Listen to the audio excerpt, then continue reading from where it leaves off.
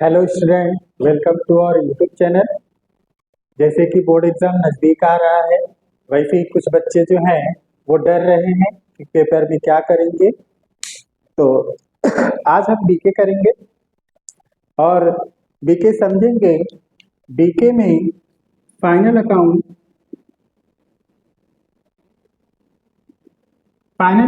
12 marks के लिए आता है। 12 मार्क्स के लिए बीके में क्वेश्चन पूछा जाता है और सबसे हाईएस्ट मार्क जो है वो फाइनल अकाउंट में ही है। तो हम आज सिंपल सा तरीका देखेंगे कि किस तरह से इसकी पोस्टिंग की जाती है और इसका कॉलम जो है कि किस तरह से ड्रॉ किया जाएगा। तो अगर सिर्फ हम पोस्टिंग करते हैं तो भी हमें 7 to 8 मार्क्स आसानी से मिल सकता है।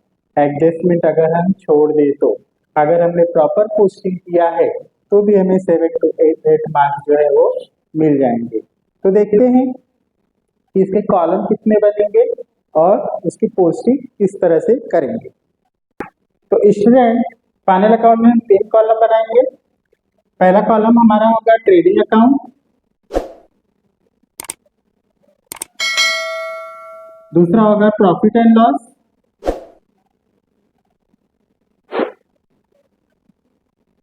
और तीसरा हमारा कॉलम होगा बैलेंस शीट।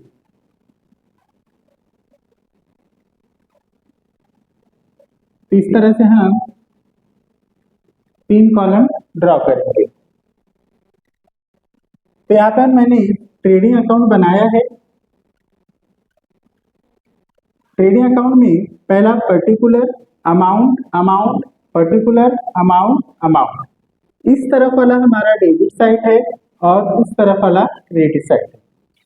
डेबिट और क्रेडिट लिखना इंपॉर्टेंट है पेपर में। जब भी आप कॉलम ड्रॉ करोगे और पर्टिकुलर अमाउंट अमाउंट जब लिखोगे तब डेबिट और क्रेडिट भी लिखना जरूरी है। तो शुरू करेंगे यहाँ से। इन द बुक्स ऑफ, जिसका अकाउंट हम प्रिपेयर कर रहे हैं, जिसका अकाउंट बना रहे हैं, उसका यहाँ पर नाम लिखेंगे। उसी के नीचे लिखेंगे trading account for the year ended 31 मार्च। 31 मार्च जिस ईयर का होगा वहां पर हम ईयर लिखेंगे। और उसके बाद डेबिट साइड में हमारा पहली एंट्री आएगी टू ओपनिंग स्टॉक।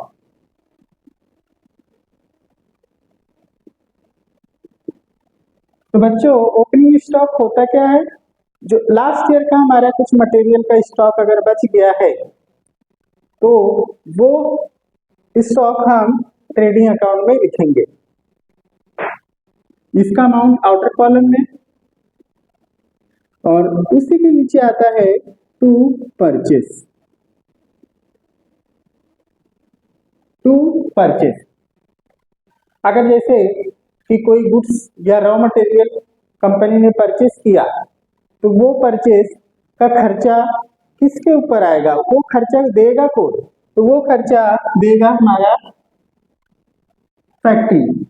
तो ट्रेडिंग जो है, ट्रेडिंग से एक चीज और समझ के लो, ट्रेडिंग का मतलब होगा फैक्ट्री। यानी फैक्ट्री के जितने भी खर्चे हैं हम लिखेंगे डेबिट साइड, और फैक्ट्री के जितने भी इनकम है वो हम लिखेंगे क्रेडिट साइड। तो परचेस, गुड्स अगर परचेस हुआ है या रॉ मटेरियल परचेस हुआ है तो हम उसे ट्रेडिंग अकाउंट के डेबिट साइड लिखेंगे। अगर परचेस रिटर्न है तो हम करेंगे less return,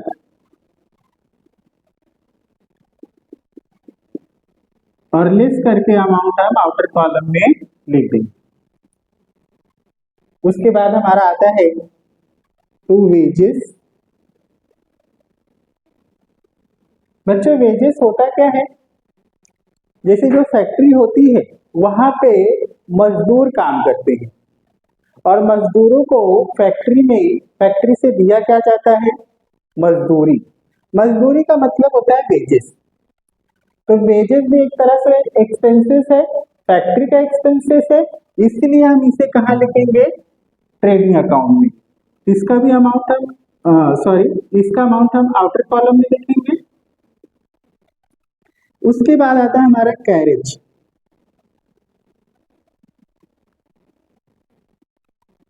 carriage carriage inward,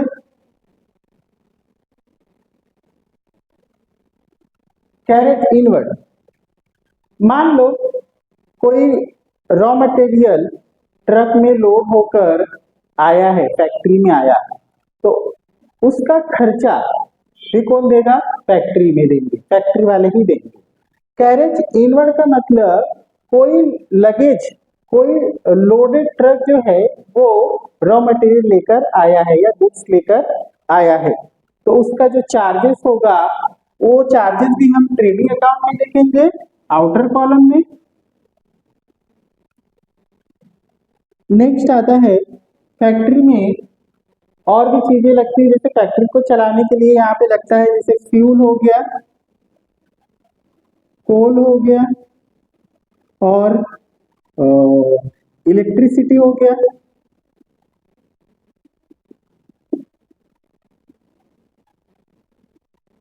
तो इसका भी एक्सपेंसेस जो है खर्चा हम ट्रेडिंग अकाउंट में लिखेंगे।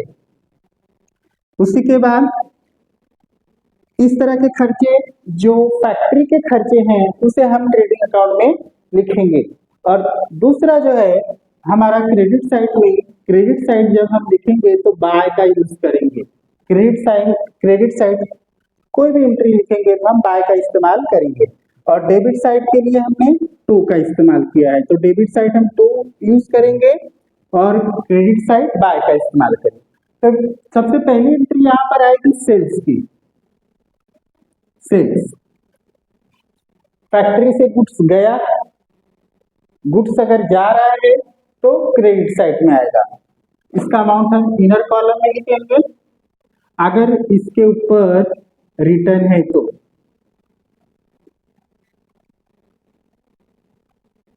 लेस करेंगे रिटर्न और अमाउंट इसका आउटर कॉलम में लिखेंगे। तो बच्चों यहाँ पर रिटर्न लिखने का मतलब यही है कि जिस तरह से अगर जैसे परचेस हुआ है और सेल हुआ है, कभी कभी हम कोई चीज परचेस करते हैं तो वो डिफॉल्ट रहती है या खराब रहती है, तो हम उस चीज को क्या करते हैं, कुछ चीजें क्या करती है, रिटर्न कर देते हैं। जैसे फॉर एग्जाम्पल के लिए अगर 20,000 का हमने कुछ रॉ मटेरियल परचेस किया है, 20,000 का, उसमें से कुछ रॉ मटेरियल जो है वो डैमेज है, खराब है, तो फॉर एग्जाम्पल के लिए 5,000 का जो रॉ मटेरियल हमारा डैमेज हो गया है, तो 5,000 हम क्या कर देंगे, 5,000 का रॉ मटेरियल रिटर्न कर देंगे। तो उस रिटर्न को हम क्या करेंगे, माइनस करेंगे और उसका आउटर कॉलम सेम उसी तरह से परचेज सेल्स का भी करेंगे। जैसे कुछ कस्टमर हमसे सेल करके खरीद कर लेकर जाते हैं, लेकिन बाद में वहां जाने के बाद देखते हैं कि वो डैमेज हुआ है या खराब हुआ है, तो उसमें से वो वापस कर देते हैं यानी रिटर्न कर देते हैं। तो तब हमें उसे सेल्स में से माइनस करना होगा, लेस करना होगा। दूसरा आता है यहाँ पर by goods destroyed by fire.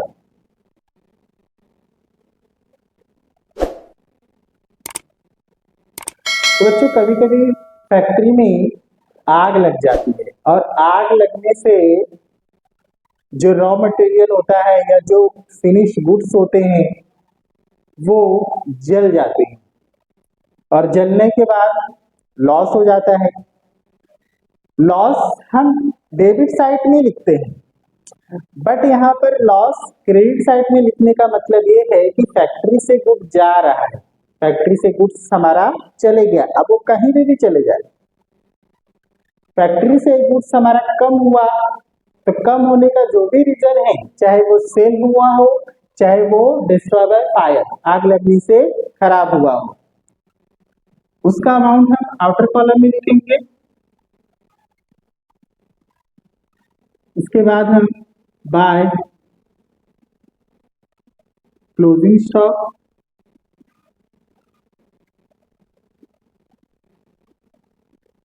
Outer column में। ईयर एंडिंग जब होता है 31 मार्च ईयर एंडिंग होता है, जब अकाउंट का ईयर एंडिंग होगा तो उस समय हमारे पास जो भी गुड्स बचा होगा उसे हम क्लोजिंग स्टॉक कहेंगे, और वो क्लोजिंग स्टॉक हम यहाँ पर लिखेंगे ट्रेडिंग अकाउंट के क्रेडिट साइड। अब डेबिट साइड आते हैं। डेबिट साइड हम लिखेंगे to gross profit carried out, to gross profit carried out. तो टैली करेंगे उसका, टैली करने के बाद जो भी अमाउंट आएगा हम आउटर कॉलम में लिखेंगे, और इस तरफ हमारा आएगा बाय ग्रॉस लॉस, इसका भी अमाउंट हम आउटर कॉलम में लिखेंगे। तो इस तरह से हमारा पोस्टिंग जो है ट्रेडिंग अकाउंट का कंप्लीट होता है। तो बच्चों याद रखना है, अगर कोई भी एक्सपेंसेस या लॉसेस या जो भी खर्चा है अगर फैक्ट्री के रिलेटेड आएगा, फैक्ट्री के रिलेटेड होगा, तब हम उसे ट्रेडिंग अकाउंट में लिखेंगे। ट्रेडिंग अकाउंट के क्रेडिट साइड जो भी एक्सपेंसेस आ रहा है, और ट्रेडिंग अकाउंट के क्रेडिट साइड हम लिखेंगे जो भी गुड्स जा रहा है फैक्ट्री से। तो हमारा ट्रेडिंग अकाउंट कंप्लीट हो गया। हम अब दूसरा अकाउंट बनाएंगे प्रॉफिट एंड लॉस अकाउंट। तो स्टूडेंट दूसरा अकाउंट हमारा है profit and loss account. Profit and loss account को आप लोग ऐसे समझ के चलो कि ये हमारा है ऑफिस,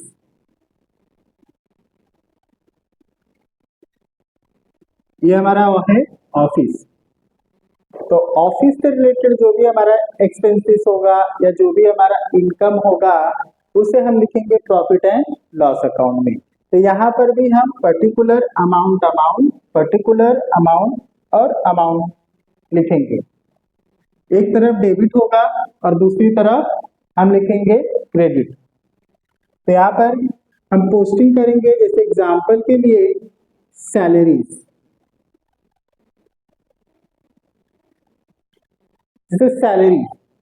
तो सैलरी बच्चों जो है एम्प्लॉयज को दी जाती है, और एम्प्लॉयज जो है ऑफिस में काम करते हैं, और सैलरी जो है वो मंथली होती है। इसीलिए इसका जो एक्सपेंसेस है यानी इसका जो खर्चा है वो आएगा हमारा प्रॉफिट एंड लॉस में। Profit and loss debit side, इसका भी अमाउंट हम आउटर कॉलम में लिख देंगे। फिर दूसरा है इंश्योरेंस। हर कंपनी का इंश्योरेंस होता है, हर कंपनी का इंश्योरेंस होता है, और उसका जो भी खर्चा है, जो भी प्रीमियम है, हर साल जो है वो प्रीमियम भरना पड़ता है कंपनी को, तो वो भी एक्सपेंसेस हम प्रॉफिट एंड लॉस में लिखेंगे। नेक्स्ट है एडवर्टाइजमेंट।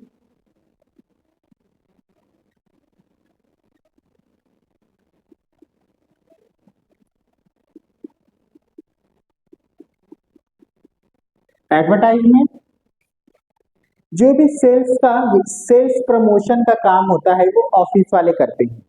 तो ऑफिस वाले अपने प्रोडक्ट का, अपने गुड्स का एडवर्टाइजमेंट भी करते हैं, तो उसका भी एक्सपेंसेस हम कहाँ लिखते हैं, प्रॉफिट एंड लॉस में लिखेंगे। दूसरा हमारा एडजस्टमेंट आता है, सॉरी दूसरा हम पोस्टिंग करेंगे यहाँ पर, जैसे बैड डेट। बच्चों बैड डेट्स हमारा एक तरह का लॉस है। बैड डेट्स वो होता है जो हमारे कस्टमर हमारा पैसा वापस नहीं देते हैं। फॉर एग्जाम्पल के लिए अगर हमारे कस्टमर हमसे कोई चीज क्रेडिट पे लेकर गए हैं, उधारी में परचेस करके लेके गए हैं, और उस अमाउंट में से जितना भी अमाउंट है उसमें से समझो 20,000 का अगर वो लेके गए हैं, तो 20,000 में से वो 2,000 जो है वो दे नहीं सकते या नहीं देते हैं। तो ऐसे अमाउंट को या ऐसे लॉस को हम बैड डेट कहते हैं। इसका भी अमाउंट हम कहाँ लिखेंगे, आउटर कॉलम में लिख देंगे। इसके बाद हमारा आता है टू, 2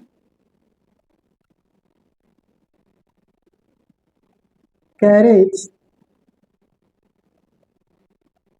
आउटवर्ड, कैरेज आउटवर्ड, जैसे कोई सेल हो रहा है, कोई हमारा गुड्स जो है वो सेल हो रहा है और सेल होने के लिए वो ट्रक में लोड होकर जा रहा है, आउट हो रहा है, यानी जा रहा है, फैक्ट्री से जा रहा है।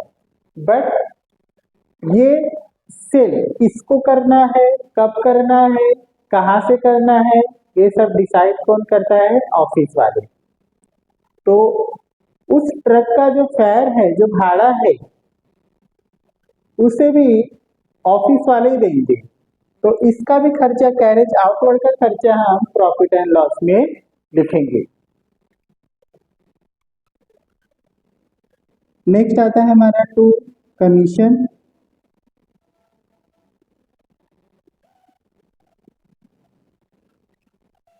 जैसे किसी को कमीशन देना है, किसी को कमीशन अगर देना पड़ रहा है तो एक तरह से हमारा क्या है? लॉस हो रहा है। तो इसका भी अमाउंट हम आउटर कॉलम में लिखेंगे, कैरेज इन आउटवर्ड का भी अमाउंट हम आउटर कॉलम में लिखेंगे। अब हम क्रेडिट साइड आ जाते हैं। क्रेडिट साइड हम बाय से स्टार्ट करेंगे। बाय में, क्रेडिट साइड में हम सबसे पहले एंट्री करेंगे ग्रॉस प्रॉफिट, ब्रॉट डाउन। जो हमने ट्रेडिंग अकाउंट में जो भी हमारा ग्रॉस प्रॉफिट आया था उसे हम ट्रांसफर करेंगे क्रेडिट साइड में। Gross profit amount outer column में लिखेंगे। नेक्स्ट बाय, बाय कमीशन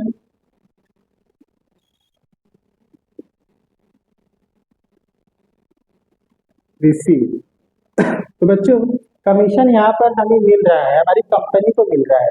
तो कंपनी को क्या हो रहा है? इनकम हो रहा है। तो इनकम, जो भी हमारा इनकम होगा हम उससे क्रेडिट साइड शो करेंगे। तो क्रेडिट साइड इनका कमीशन रिसीव पे लिखेंगे आउटर कॉलम में। नेक्स्ट बाय आरडीडी, आरडीडी में हम क्रेडिट साइड लिखेंगे रिजर्व फॉर डाउटफुल डेट, इसका अमाउंट भी हम आउटर कॉलम में लिखेंगे। नेक्स्ट लेक्चर में मैं आपको समझाऊंगा कि आरडीडी होता क्या है। बाय जनरल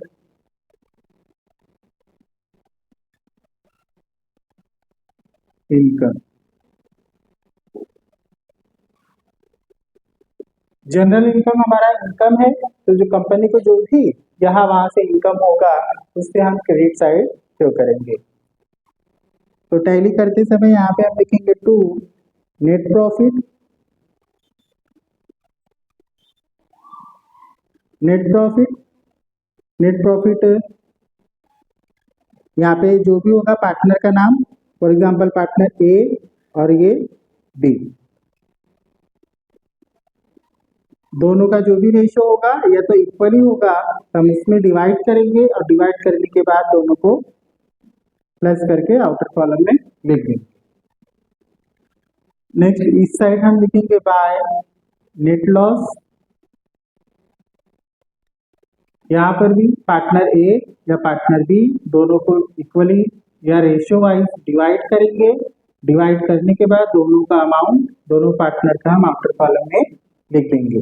तो बच्चों, प्रॉफिट एंड लॉस हमारा कंप्लीट हुआ। तो आपको याद रखना है ऑफिस से रिलेटेड जो भी एक्सपेंसेस होंगे, जो भी लॉसेस होंगे, जो भी खर्चे होंगे उसे हम क्रेडिट साइड लिखेंगे और ऑफिस से रिलेटेड या कंपनी का कोई भी इनकम होगा उसे हम कहाँ लिखेंगे? क्रेडिट साइड लिखेंगे। तो नेक्स्ट कॉलम हम बैलेंस शीट बनाएंगे। तो बैलेंस शीट देखते हैं। तो स्टूडेंट्स, हमारा तीसरा कॉलम है balance sheet. Balance sheet as on 31 March और जो भी वहां पर ईयर होगा क्वेश्चन में वो ईयर हम लिखेंगे। तो बच्चों, यहाँ बैलेंस शीट में डेबिट और क्रेडिट नहीं होता है। जिस तरह से हमने अकाउंट में देखा, अकाउंट यानी ट्रेडिंग अकाउंट में, प्रॉफिट एंड लॉस अकाउंट में वहाँ पर डेबिट और क्रेडिट होता है, बट बैलेंस शीट में डेबिट और क्रेडिट नहीं होता क्योंकि बैलेंस शीट कोई अकाउंट नहीं है। इसमें लायबिलिटी होगी, liability amount amount, asset amount amount. तो लायबिलिटी का मतलब होगा, समझ के चलो, लायबिलिटी का मतलब होगा कर्जा। कर्जा कर्जा हमें इन फ्यूचर पे करना होता है, तो उसी तरह से आप लोग समझ के चलो कि लायबिलिटी भी हमारा क्या है, कर्जा है, आने वाले समय में उसे वापस करना है। तो लायबिलिटी में सबसे पहले हम कैपिटल अकाउंट लिखेंगे, कैपिटल अकाउंट। कैपिटल अकाउंट में जो भी हमारे पार्टनर हैं, पार्टनर ए, पार्टनर बी, पार्टनर ए का जो अमाउंट होगा हम इनर कॉलम में लिखेंगे, पार्टनर बी का अमाउंट जो है वह इनर कॉलम में लिखेंगे, और उसके लिए 2-3 लाइन छोड़ के रखो। फिर जब हम नेट प्रॉफिट ट्रांसफर करेंगे तो यहाँ पर आएगा। लायबिलिटी में पहले लिखेंगे हम bank loan.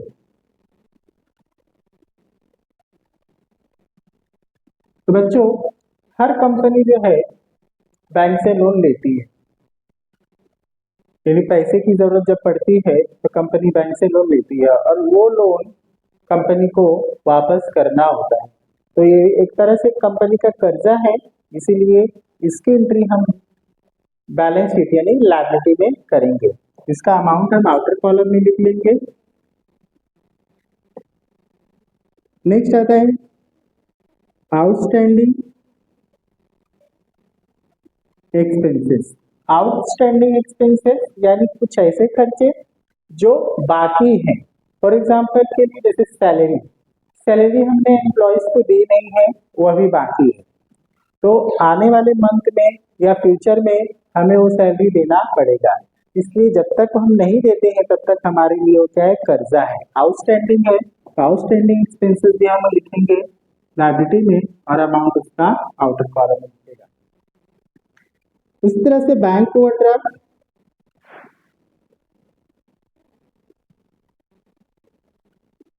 Bank overdraft amount outer column में लिखेंगे। बैंक अकाउंट से हमने अपने अकाउंट में से एक्स्ट्रा पैसे निकाले, मतलब हमारे अकाउंट में एग्जाम्पल के लिए 50,000 है, बट हमने अकाउंट में से निकाला कितना है, 80,000। तो जो 30,000 एक्स्ट्रा निकाला है वो हमारा क्या है, बैंक ओवरड्राफ्ट, और वो अमाउंट हमें फ्यूचर में पे करना पड़ेगा, इसलिए हम इसे लायबिलिटी में लिखेंगे।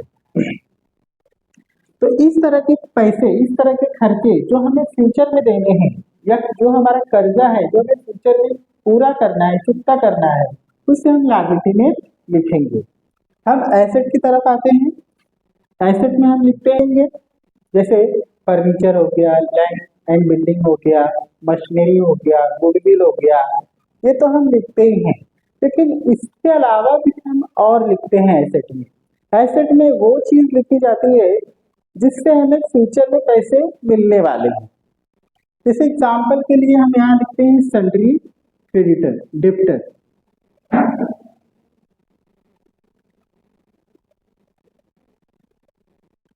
सन्ड्री डेब्टर्स, डेब्टर्स वो होते हैं जो हमारी कंपनी से क्रेडिट में, उधारी में गुड्स को लेकर गए हैं, वो हमें फ्यूचर में पैसे देंगे। अभी नहीं दिया है लेकिन फ्यूचर में देंगे, तो फ्यूचर में जो पैसे मिलने वाले हैं उसे हम एसेट में लिखेंगे, अमाउंट आउटर कॉलम में लिखेंगे। तो अगर हमने डेब्टर यहाँ लिखा है तो क्रेडिटर भी होगा, तो क्रेडिटर हम यहाँ लिखेंगे लायबिलिटी में, सन्ड्री क्रेडिटर।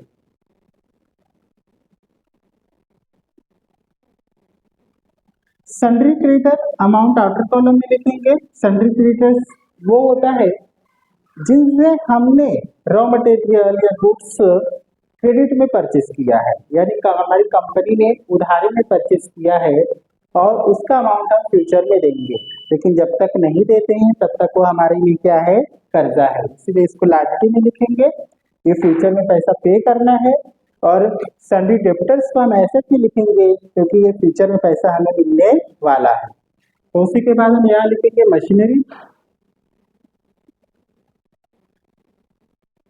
मशीन जो भी हमारे कंपनी का है, आउटर कॉलम में furniture,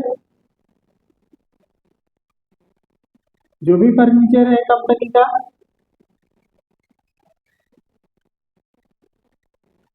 land and building outer column में, और ये भी हमारा ऐसे गुडविल आउटर कॉलम में। बच्चों याद रखो, गुडविल कोई चीज नहीं है, गुडविल एक इनटेंजिबल एसेट है जो हम एसेट में लिखेंगे।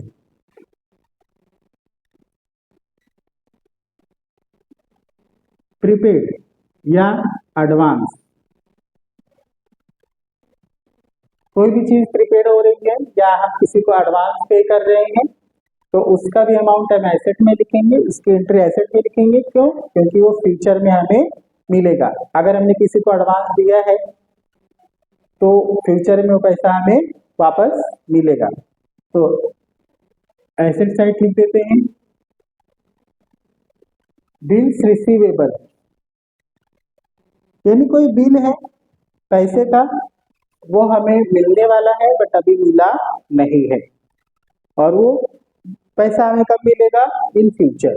तो फ्यूचर में मिलने वाले पैसे की एंट्री भी हम लोग एसेट में करते हैं, तो इसका अमाउंट हम लोग आउटर कॉलम में लिखेंगे। तो बच्चे याद रखना है ये बैलेंस शीट में हम लोग डेबिट और क्रेडिट नहीं लिखते हैं। और दूसरी बात ये भी ध्यान में रखना है कि हम लोग टू और बाय का यूज भी नहीं करते हैं।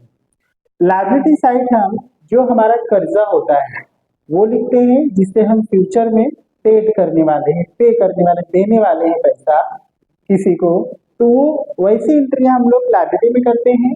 और एसेट में हम एसेट जैसे plant, machinery, motor van, furniture, land and building, goodwill, ये तो हम एसेट में करते ही हैं। लेकिन इसके अलावा जो भी चीजें, जो भी पैसा, जिस चीज का भी पैसा हमें फ्यूचर में मिलने वाला हो उसकी भी एंट्री हम लोग एसेट में करेंगे। जैसे कि यहाँ पे बिल्स रिसीवेबल था, हमें फ्यूचर में मिलने वाला है, तो उसकी भी एंट्री हम कहाँ करेंगे? एसेट में करेंगे। और टैली करते समय दोनों का अमाउंट यानी लायबिलिटी का अमाउंट सेम आना चाहिए और एसेट का भी अमाउंट सेम आना चाहिए। अगर हमारा अमाउंट सेम आया है इसका मतलब हमारा सम राइट है। तो बच्चों नेक्स्ट वीडियो में हम देखेंगे पोस्टिंग करना। तो हम किसी क्वेश्चन में से पोस्टिंग करना स्टार्ट करेंगे। तो फाइनल अकाउंट 12 के एग्जाम के लिए, 12 कॉमर्स के एग्जाम के लिए बहुत इंपॉर्टेंट है। जैसे मैंने पहले बोला 12 मार्क्स के लिए आता है ये, और अगर हम सिर्फ पोस्टिंग करते हैं तो भी हमें 7 to 8 मार्क्स जो है वो कवर कर सकते हैं। लेकिन छोटी छोटी चीज़ों को ध्यान में रखना है, जैसे कि अकाउंट है, trading account, profit and loss account, तो वहाँ पे डेबिट और क्रेडिट लिखना है, टू और बाय का यूज करना है। बट बैलेंस शीट में जो है हम टू और बाय का यूज नहीं करेंगे और ना ही डेबिट और क्रेडिट का यूज करेंगे। तो आज का वीडियो यहीं पे खत्म होता है। अगर आपको समझ में आया हो और अच्छा लगा हो हमारा लेक्चर, तो हमारे चैनल को लाइक और सब्सक्राइब जरूर करें। Thank you.